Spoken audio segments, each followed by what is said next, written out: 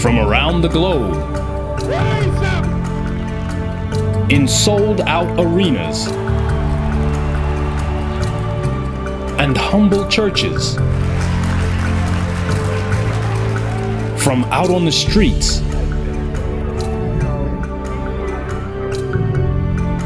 to your screen. And now, the time and what must be done. On this edition of Farrakhan Speaks.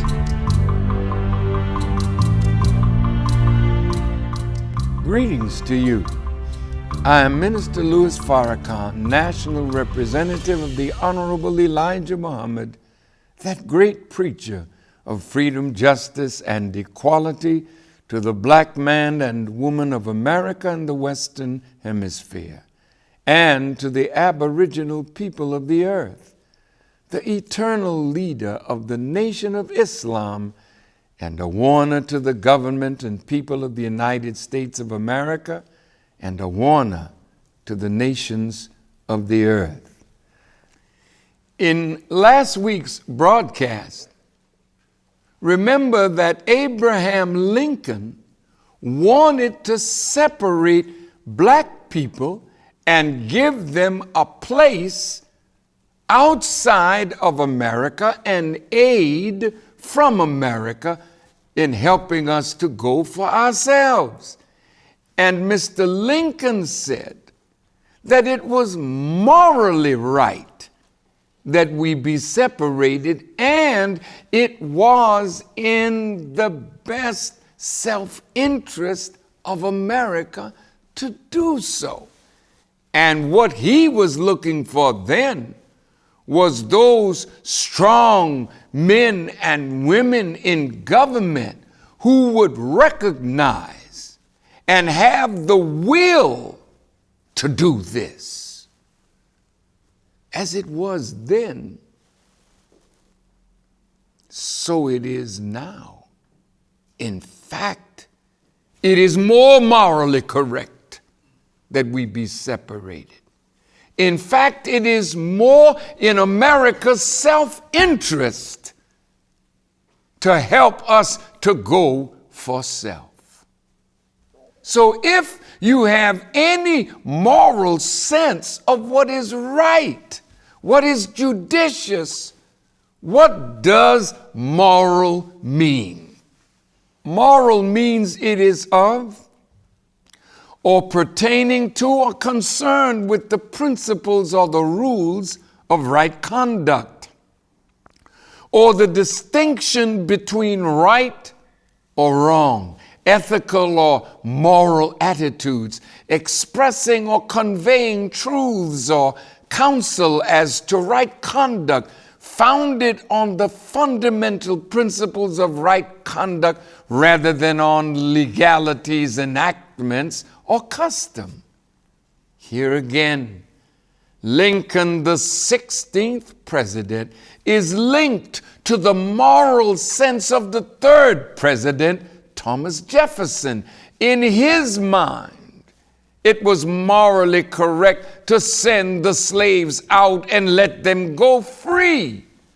And it is in our self-interest, Lincoln said, to do that. Here are two presidents that were overridden by a majority opinion.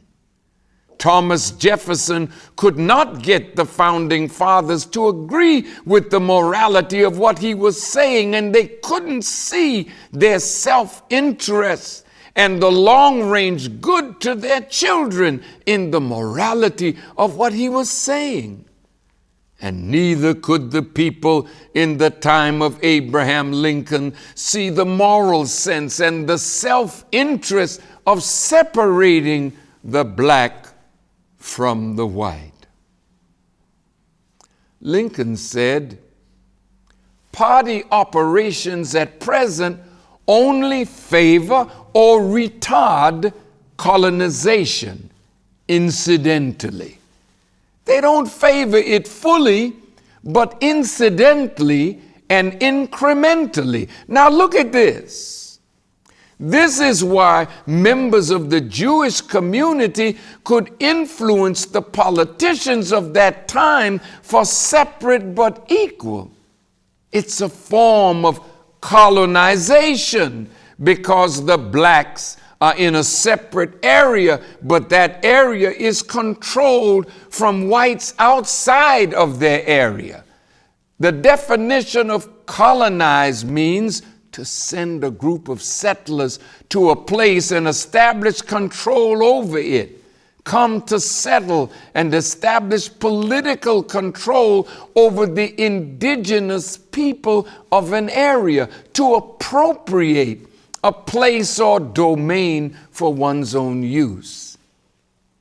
Is it an accident that everywhere you find black people in America, you find us living in an area appropriated to us by that which has the power to do so?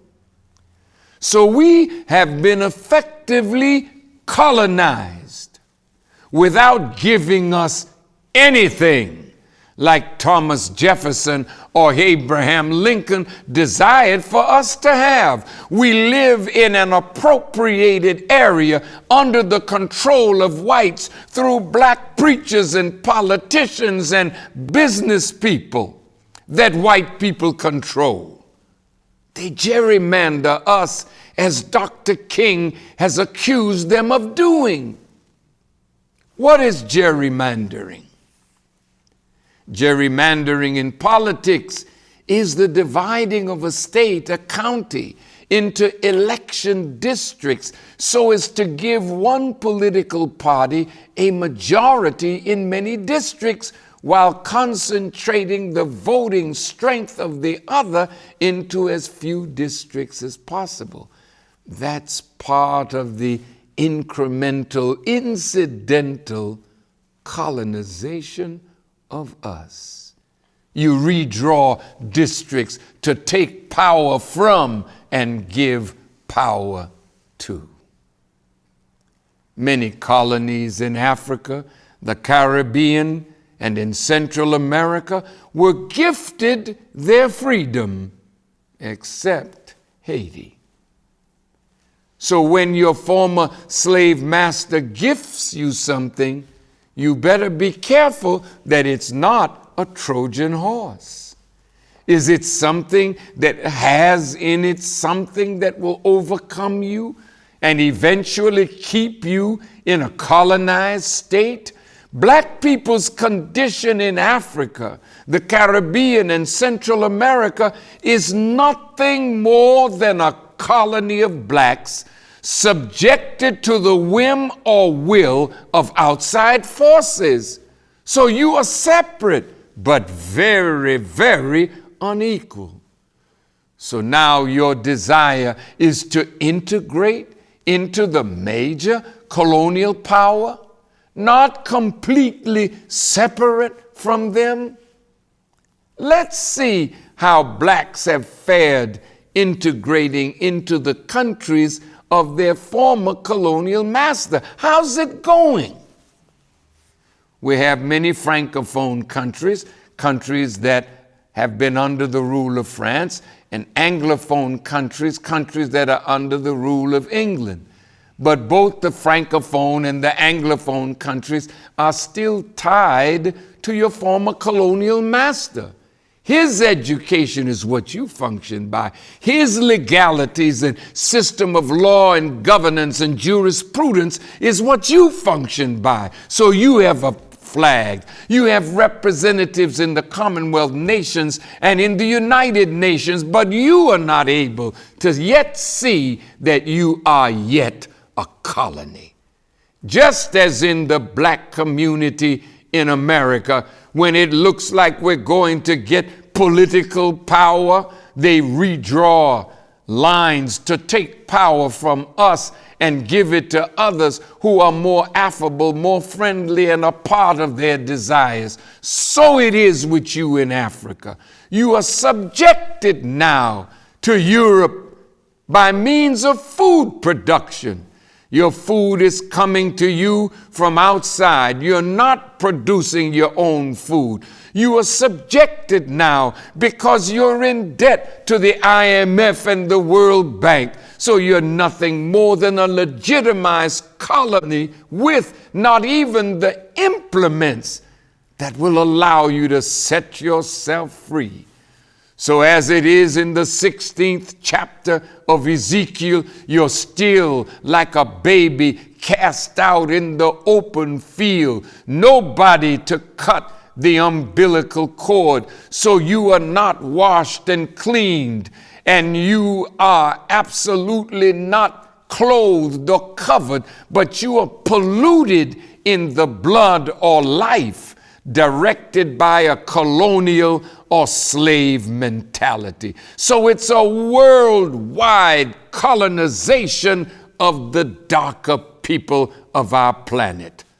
That is why the message of the Honorable Elijah Muhammad is so vital, so necessary for the darker people, the aboriginal people of the world, to wake them up, to make them see that they have been neo-colonized. Some of the Gentiles would have wanted to let us go and send us off to another place somewhere, but still under their domination, so-called protection and care. But some members of the Jewish community did not want the Gentiles to win that argument of methodology of dealing with us. These members of the Jewish community wanted us to stay in the South under the slave codes and the black codes, and they wanted us to farm the land as sharecroppers. But the Jewish influence in the South politically through cotton is what kept us tied down. But also by their influence, they also guided the Gentiles as well. So to help our people to see and fulfill this prophecy, quote, "And the Gentiles will come to the brightness of thy rising." In the 60th chapter of Isaiah of the King James Version, look at what it says. "Arise, shine, for thy light is come, and the glory of the Lord is risen upon thee." It's talking about you and me, brothers and sisters. In the second verse, "For behold, the darkness shall cover the earth, and gross darkness the people. But the Lord shall arise upon thee, and his glory shall be seen upon thee. And the Gentiles will come to thy light, and kings to the brightness of thy rising. Lift up your eyes round about, and see, all they gather themselves together, they come to thee. Thy sons shall come from afar, and thy daughters shall be nursed at thy side." Our talk today of salvation are beginning to stimulate Gentile support. And by Gentile, we mean non-Jewish whites. And some small Jewish support is also coming to us, while at the same time, there's very virile, terrible Jewish opposition with some of their Gentile friends.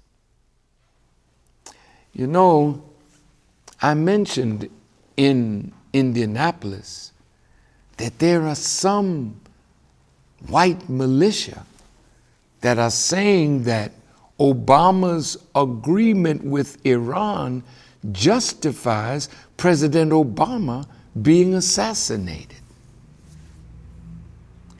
I respectfully warn you, America, that if President Obama is harmed, our people, along with many other people, will rise up in reaction more than those who rose when Dr. King was assassinated.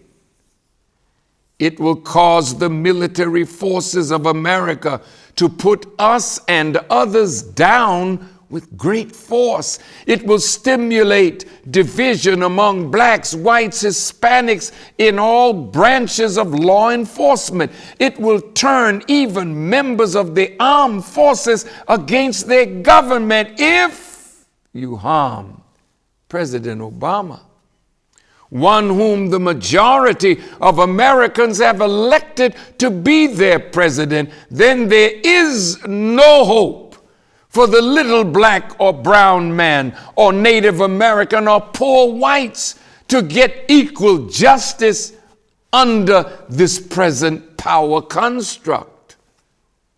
This brings us back to the words of the Honorable Elijah Muhammad that we should separate, that America should look after us in a separate state or territory for the next 20 to 25 years until we are able to produce our own needs.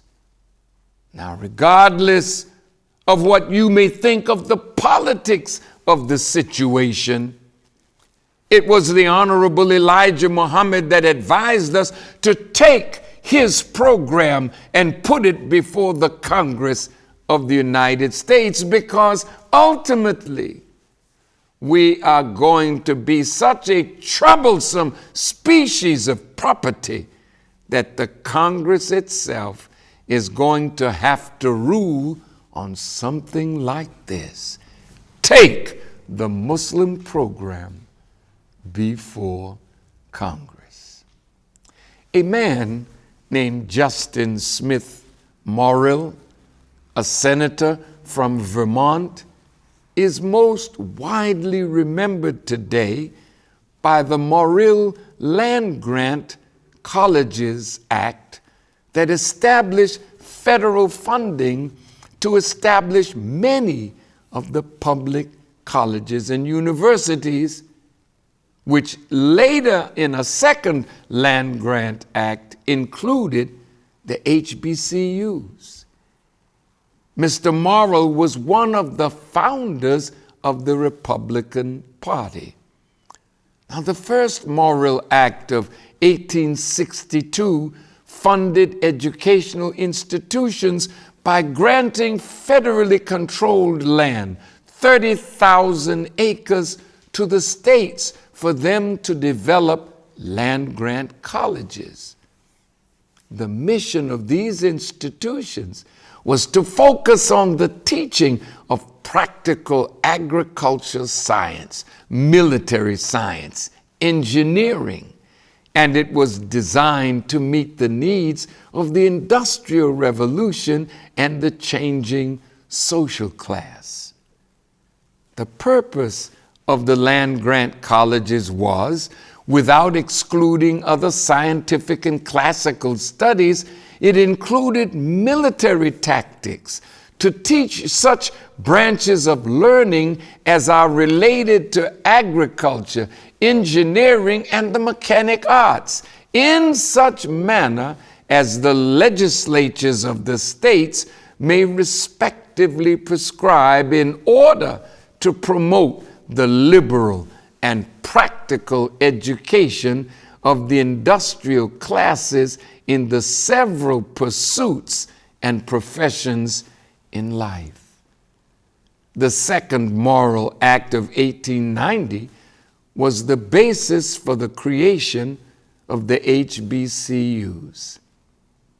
This is very important to understand why blacks were Republicans, because from Abraham Lincoln and the Emancipation Proclamation, black folk felt obligated to the Republican Party and to a man like Justin Morrill from Vermont, a New England state, who saw the plight of black people, that they needed education and we needed land.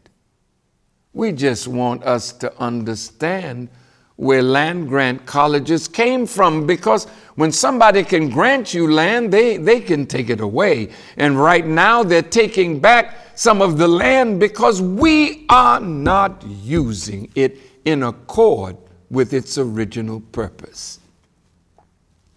Those intelligent political leaders understood that something had to be done about our presence and condition. These land grant colleges that were thought of for black people, that says something. They already know that this is a people that are here. They know that something has to be done with and for us. And that's what makes the words of Thomas Jefferson so important. James Monroe and others setting up Liberia in Africa was an experiment. Abraham Lincoln appealing for us to be separated. These land grant colleges were designed to prepare black people ultimately to go somewhere and do something with what they had learned. We were to be separated either in Central America or to Africa, but they were preparing us to be able to do what? To do something for self. There are 18 historically black colleges and universities that are land grant colleges that were given land. But are any of these colleges using the land to develop agriculture and to teach the students how to farm, how to grow food, how to protect the seeds, how to create markets for what they produce? In a speech delivered by Dr. Martin Luther King Jr. at the National Cathedral in Washington, D.C. on March 31st, 1968, 4 days before he was assassinated, he addresses the historic deception of blacks and land ownership. So these words of Dr. King, in our humble judgment, are more important than his celebrated "I Have a Dream" speech, because these words represent the evolution of his thought processes that led to his assassination. Dr. King said 4 days before he was assassinated, listen to his words. In 1863, the Negro was told that he was free as a result of the Emancipation Proclamation being signed by Abraham Lincoln. But he was not given any land to make that freedom meaningful. It was something like keeping a person in prison for a number of years and suddenly discovering that the person is not guilty of the crime for which he was convicted. And you just go up to him and say, "Now you're free." But you don't give him any bus fare to get to town. You don't give him any money to get some clothes to put on his back or to get on his feet again in life. Every court of jurisprudence would rise up against this. And yet, this is the very thing that our nation did to the black man. It simply said, "You're free." And it left him there, penniless, illiterate, not knowing what to do. And the irony of it all is that at the same time that the nation failed to do anything for the black man, the freed slaves, though an act of Congress at that time was giving away millions of acres of land in the West and the Midwest, which means or meant that America was willing to undergird its white peasants from Europe with an economic floor. But not only did it give the land, it built land-grant colleges to teach them how to farm. Not only that, it provided county agents to further their expertise in farming. Not only that, as the years unfolded, it provided low interest rates so that they could mechanize their farms. And to this day, thousands of these very persons are receiving millions of dollars in federal subsidies every year not to farm. And these are so often the very people who tell Negroes that they must lift themselves up by their own bootstraps. It's all right to tell a man to lift himself by his own bootstraps, but it is a cruel jest to say to a bootless man that he ought to lift himself up by his own bootstraps. We must come to see that the roots of racism are very deep in our country, and there must be something positive and massive in order to get rid of all the effects of racism and the tragedies of racial injustice. Think of those words. Think of that man, Dr. King. Oh, would that America and black children would be fully exposed to the evolutionary growth and development of Dr. King, so that they could evolve and we could evolve with him. Dr. Martin Luther King met with the Honorable Elijah Muhammad 2 years earlier, and if we watched the progression of his language and his mind, referring to the black man and then to the question of land, he was approaching the position of the Honorable Elijah Muhammad. And they feared that the eloquence, brilliance, and organizing ability of Martin Luther King Jr., linked with the wisdom of Elijah Muhammad, could absolutely make the black man a powerful force for our own freedom, liberation, self-determination, and independence economically. Oh, I have become a brother in faith to Dr. Martin Luther King Jr.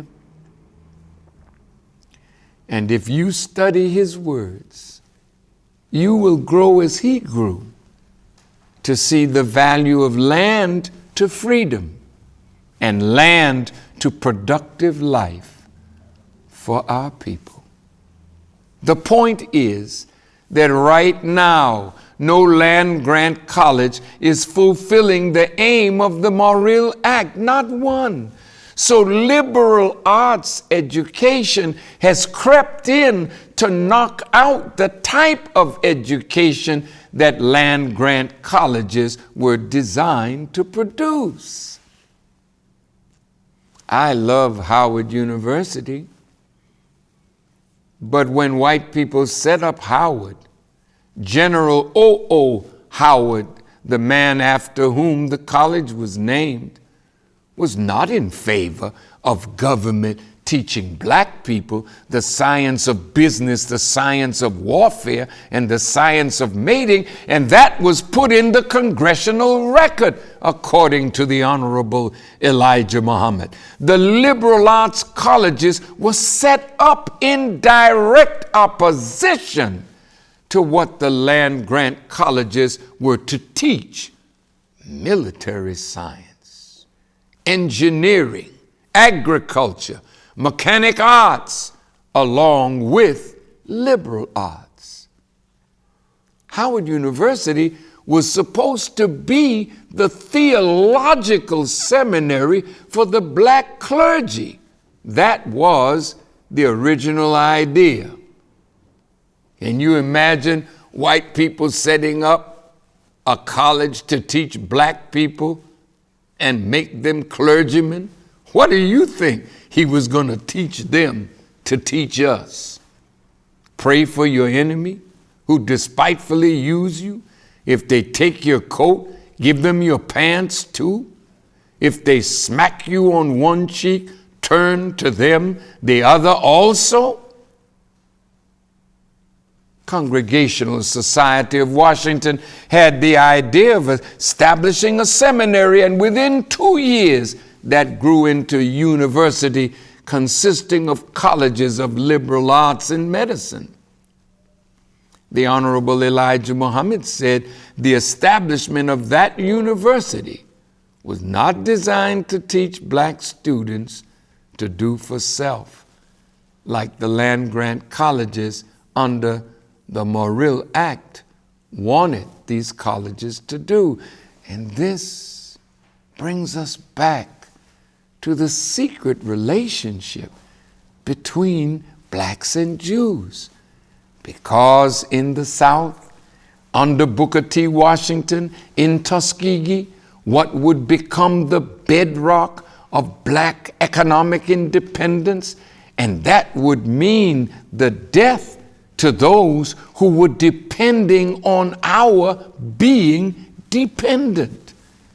This excerpt is from one of the books referenced by Dr. Roshan, the former president of Tuskegee University, for us to study about the great role Tuskegee played in black advancement. The book is titled Up From History, The Life of Booker T. Washington by Robert Jefferson Norrell, printed and published in 2009. Booker T. Washington was tied to members of the Jewish community, but they had not turned him. But they sought to turn the institution after him. This man writes in 1904, Booker. I hate that he called him Booker. That's a white mentality, talking to a great man like you know him on first term, first name basis. I will not cheapen our brother by calling him Booker, even though that's the way the man wrote it. In 1904, Booker T. Washington still had to raise more than $100,000 a year to balance the budget. He searched constantly for new sources of money, and by 1904, his regular calls at the investment house of Kuhn, Loeb and Company in New York had begun to yield results. Jacob Schiff, the firm's leading partner and second only in influence to J.P. Morgan among financial capitalists in the United States, contributed to Tuskegee and later gave Booker T. Washington a substantial amount of money each year to distribute among 10 smaller industrial schools that Booker T. Washington deemed worthy. In 1904, Washington arranged the appointment of Paul Warburg of Kuhn, Loeb to the Tuskegee Institute Board, the first member of the Jewish community to serve. I'm going to break into the quotes from this with these words. Paul Warburg was one of the architects of the Federal Reserve Act. Warburg and his brother Felix became significant contributors to the school, and their involvement enabled Tuskegee soon to count among its supporters bankers named Seligman, Goldman, Sachs, and Lehman. I break away a moment to say that these bankers moving in with the little bit of money that they gave to Washington because he needed it to begin to do his work, but they needed to begin to try to gradually take control of the direction of Tuskegee Institute. Look at how Paul Warburg on Jekyll Island off the coast of Georgia with the Gentiles formed the Federal Reserve Act that became law in December of 1913. And from that act in 1913, when America was a little more than $1 billion in debt, now because of the Federal Reserve, we are now $17 trillion in debt. What is the point we are making? The point is, quietly, our enemies come and make us believe they're benefiting us, only to guide us and take us away from our aim that what we do will contribute to their self-interest. I can say right now that Tuskegee is not altogether following the principles of Booker T. Washington.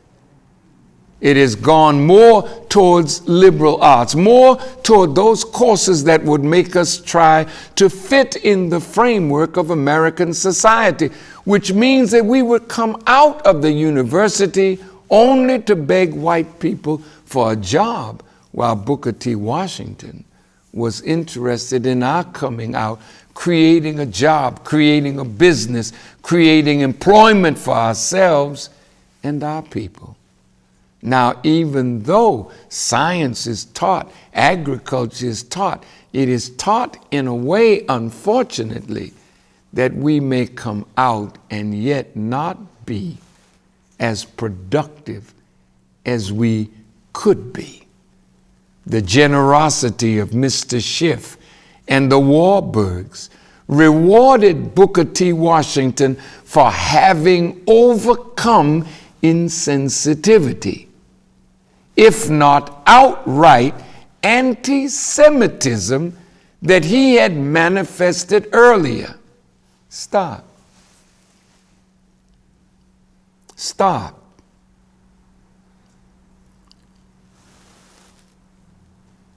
In this book, The Secret Relationship of Blacks and Jews, we list all the great men that were called by members of the Jewish community anti-Semitic. Booker T. Washington, Marcus Garvey, Martin Luther King, Malcolm X, and even Nelson Mandela.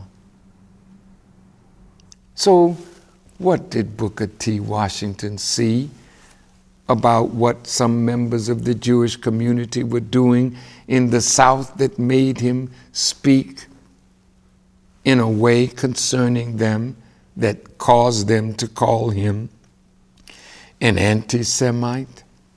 So the first thing naturally they would want to do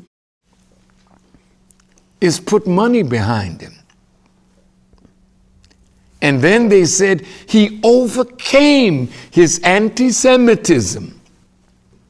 In 1894, he had been taken to task by the editor of the American Israelite for having several times designated a man as the Jew in an article for a Christian publication.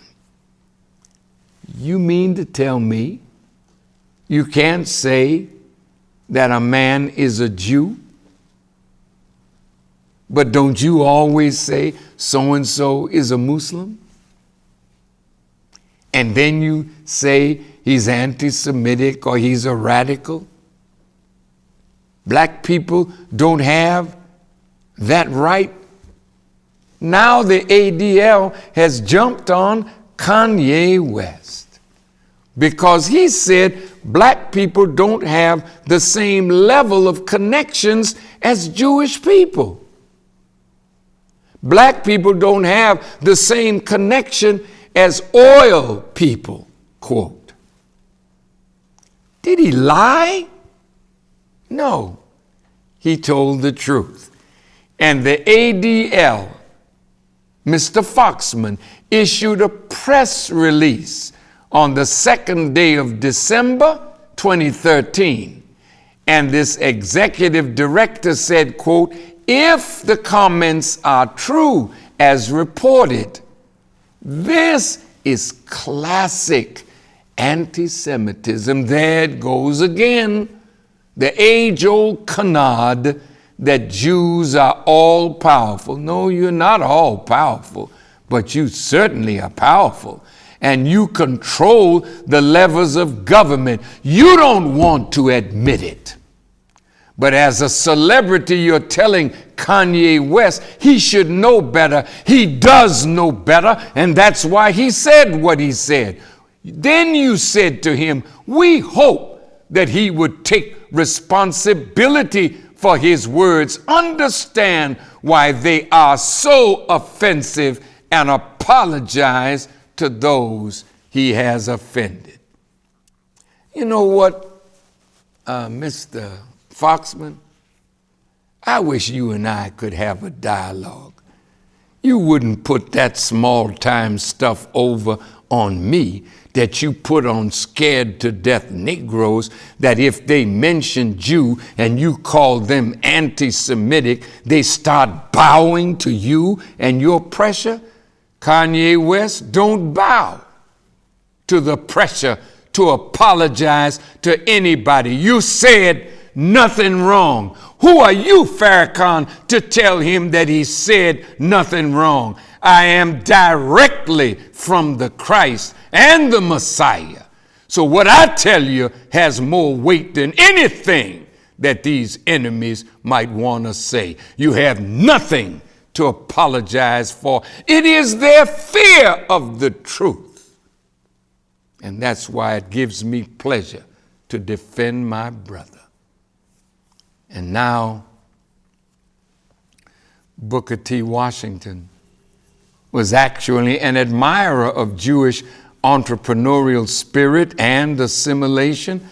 Booker T. Washington never made that mistake again. Still in late 1904, he warned the Institute business education that too much of the school's business was being placed in the hands of a few Jewish businesses in Montgomery when, quote, in creating public sentiment in favor of the institutions, the Jews cannot be of much service. If, however, the business was to go to some Jewish merchant, Booker T. Washington wanted it given to Jacques Loeb, who in earlier hard times had extended credit to the Institute in the face of Gentile merchants, collusive threats to boycott Loeb if he helped the Tuskegans. Booker T. Washington rarely ever forgot a slight, but never a friend. Black private education in the South still depended entirely on Northern money, although it was coming to Tuskegee from some new places. In 1912, the school solicited 5-year pledges, and the donors included no Carnegie, no Rockefeller, no Huntington, Peabody, Wanamaker, Ogden, or Baldwin, all of whom had been so crucial in the building of the school. About 1/5 of the money still came from Boston, chiefly from the Mason family. The influence of money slowly eroded the principles that Booker T. Washington established Tuskegee on. The Honorable Elijah Muhammad wanted to encourage Tuskegee to go back to the principles of Booker T. Washington, because those principles are sorely needed if we are going to be builders and not beggars. But what most of our people don't realize is that sometimes white people give you money, but they don't give money to further your aims. They give money to ultimately gain control and redirect the aim to that which is more beneficial to them. We see again in the Morrill Act the principle that any live germ grafted from original is devil. The Morrill Act establishes land-grant colleges. All these peasants, white folks, people that are coming in from Europe are getting land, and they are expanding America westward. The Homestead Act was enacted into law in 1862, and for 300 years, billions of dollars worth of American lands were granted to whites alone.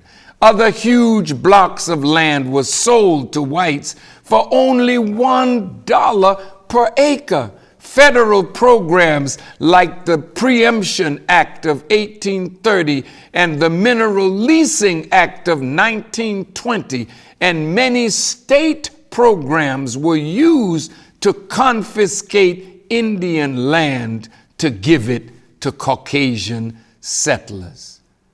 The Homestead Act is probably the most rewarding affirmative action program American whites have ever given to themselves. Beginning in 1865, the year we were so-called set free, given the promise of 40 acres and a mule that we have never received, 250 million acres of land were given away to white families, many of whom had actually participated in the Southern Confederate Rebellion against America. Think about that.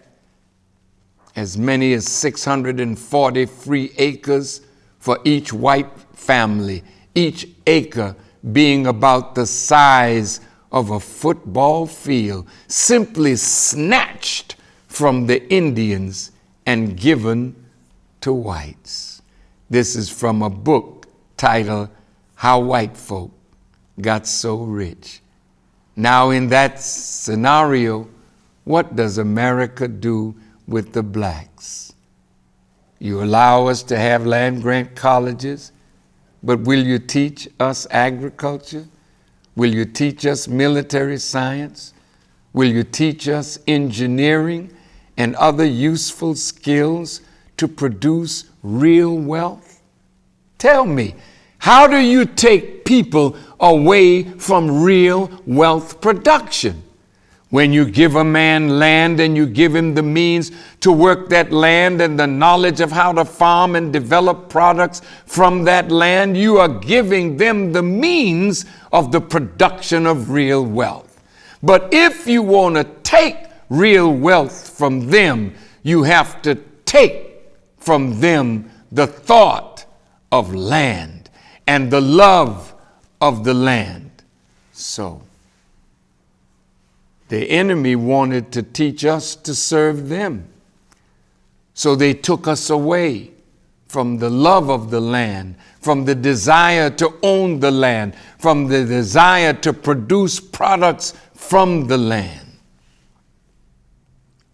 It's that transgenic process all over again. The enemy creates a theology school, the way Howard started. Many of the HBCUs started as theology or Christian schools. So give the black one and keep them from getting into real wealth production. You start introducing them to liberal arts, and everything that was given into liberal arts began to destroy the very meaning of the land-grant colleges.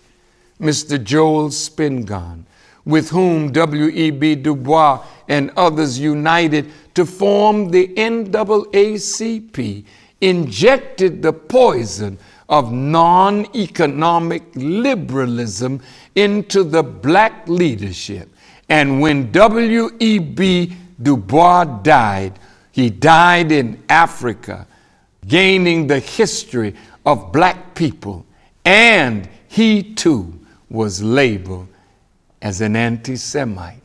If you introduce this transgenic germ into an educational system that is designed to build wealth, then that transgenic germ of liberal arts was brought in, ultimately killing off the education in agriculture, in science, in engineering, as well as military science. And now you have a bunch of so-called Negroes that have all these degrees, none of which have been useful in creating real wealth for our people. Professional brothers and sisters, your education helps you to accrue wealth for yourself, but not be a part of wealth production for our people. They excluded us out of trade unions, like the largest union, American Federation of Labor, which was run by Samuel Gompers, where they had the motto, pardon the expression, never let a nigger pick up a tool. You can find that in The Secret Relation Between Blacks and Jews, Volume 2. It's like a germ that is mental that you introduce into something that has already shown the capability of freeing you and granting you real production of wealth. Then you inject that in, and ultimately begins to erode and ultimately kill the idea of Booker T. Washington and independence. That same seed that you can inject into a natural thing that would alter the genetic makeup of that thing and then make it an enemy to the natural thing is what was done to us on an educational level. And that's why today it doesn't make any difference how many degrees we have. We have not yet been productive at all for the majority of our people. But the white Christian Mennonites in the Central American nation of Belize, with an 8th grade education, have wealth and are feeding, clothing, and sheltering themselves and feeding half of the nation of Belize of non-productive black people. Any live germ grafted from original is devil. And for us to be deceived into thinking that I'm going to college, I'm going to get a degree, but in order for you to work your degree, you either have to be productive in that field to produce the very field that you're working in, or you're subjected to those who control that field. If you're a nurse, where are you going to practice nursing? If you don't produce a clinic or a hospital, and the idea of producing is not in us, So our education is for the benefit of others, and if they have no place to put us, we are frustrated. Look how many college graduates are frustrated today. Look how many of us have graduated with master degrees and PhD degrees, but we are non-productive for the good of a people, but just for ourselves. Well, if you're not this or not that, you are called a neuter gender. And the Honorable Elijah Muhammad called us a neuter gender. And in meaning neuter, you're neither male nor female, you are it. And that goes back to what Justice Taney was saying. We are not citizens. We are not human beings of equal stature. We are property. So these things we have to learn today. So in my conclusion, the synagogue of Satan, everyone that came to see that economic advancement was good for us was opposed. And if we mentioned you as Jewish, you say this is an anti-Semitic canard, classical anti-Semitism. Well, you're going to have to prove that, because our people soon will not be afraid to tell the truth. If the members of the Jewish community who are following the Babylonian Talmud know the value of the land, and their desire was to take us away from the land, that we would forever be dependent on those who know the value of what they're turning us away from. So you could see we have been turned away from the land, so that those who loved and know the value of land could increase their power and wealth on the land. The Honorable Elijah Muhammad said the greatest brainwashing was to take us away from knowing and appreciating the value of the ownership of land. They had to fight Lincoln and the Freedmen's Bank, the Freedmen's Bureau, and the Morrill Act of 1892. Morrill, a Republican, wanted to give land to black institutions of learning, to train us in agriculture, engineering, and military science, so that one day we would be able to go for ourselves. And this is why Booker T. Washington was a threat to them, more so than Frederick Douglass. Although Douglass was a threat, W.E.B. Du Bois was a threat, but they were a threat in breaking down laws and customs that would forbid us from entering white society on an equal basis. But both Frederick Douglass and W.E.B. Du Bois became serious threats, particularly Du Bois, when he recognized the value of land and Africa. Booker T. Washington was a greater threat, along with Marcus Garvey, along with Elijah Muhammad or Noble Drew Ali. Anyone who would take us back to the land would be a threat to those who did not want us to know the value of land. And so as I conclude, the Honorable Elijah Muhammad said, we should be free to teach our people and then allow them the freedom to vote on whether they wish to separate. We in the nation of Islam must be free to teach our people that kind of freedom that we must have to go for self. And you, America, should help us by affording us time to reach our people and the means to reach our people, to give them the time and what must be done and the reason for separation, and then the circumstances. And then let our people have a vote as to whether they wish to form a nation of their own. Now, what must be done by government? You have a responsibility in this. You promised us the 40 acres, you never delivered, but you said that if we had it, along with the 13th, 14th, and 15th Amendment, the country would be in a better state today, but we don't have it, and now the red states are definitely trying to take away any enforcement of 13th, 14th, and 15th Amendments to the Constitution. So if you take that away, you really want separation. Otherwise, the continued oppression will lead to bloodshed. Must it get to that point where Allah has to intervene now to kill you for killing us? For we don't have any power to kill you with the little pop guns you put in our neighborhoods to give us a little fly swatter for each other, but you would never give us what it would take to wage war with you.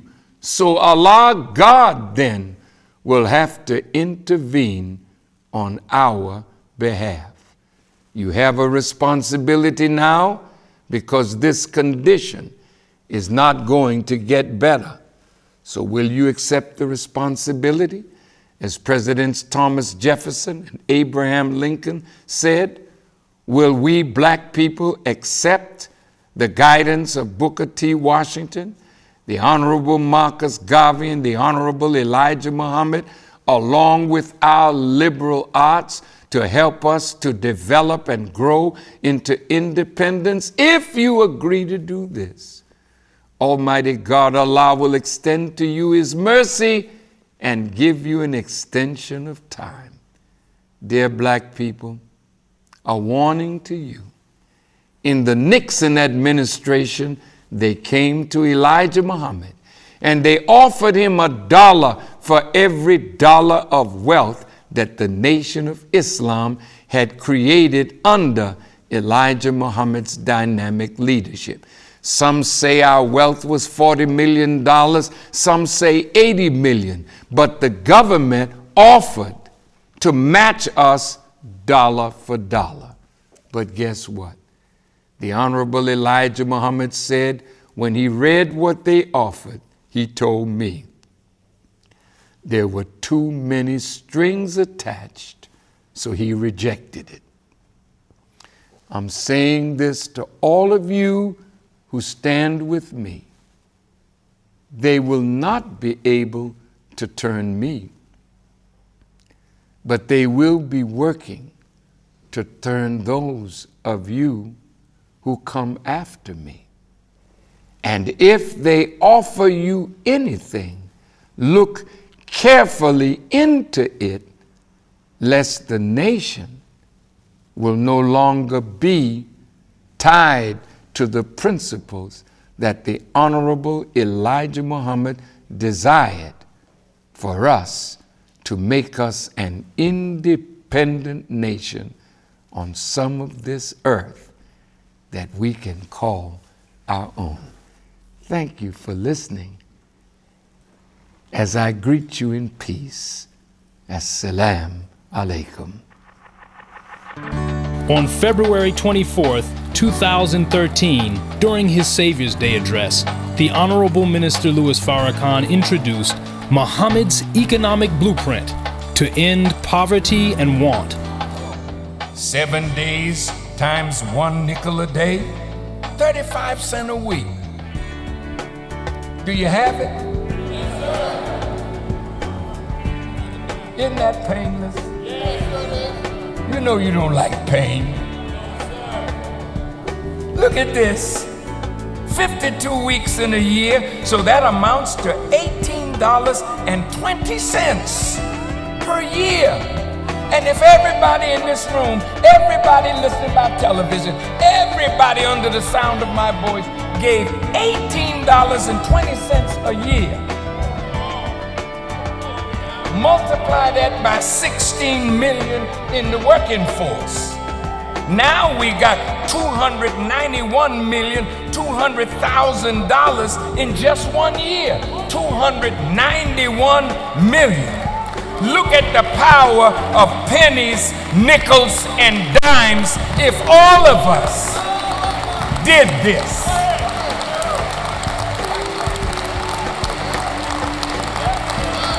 Can you see the picture? Look, we want to do exactly as Isaiah the prophet said. They will rebuild the ancient ruins and restore the places long devastated. They will renew the ruined cities that have been devastated for generations. With your support of Muhammad's economic blueprint, we can obtain farmland, build industry, and create jobs for our people. Through pooling our nickels, dimes, and dollars, we can rebuild the wasted cities and provide a future for our children. To support Muhammad's economic blueprint, go to economicblueprint.org and register now. Are you in agreement with what we must do to end our poverty and want by accepting a program to put our nickels, dimes, and dollars together and make them work for us as a people? How many of you are in agreement? Would you just raise your hands?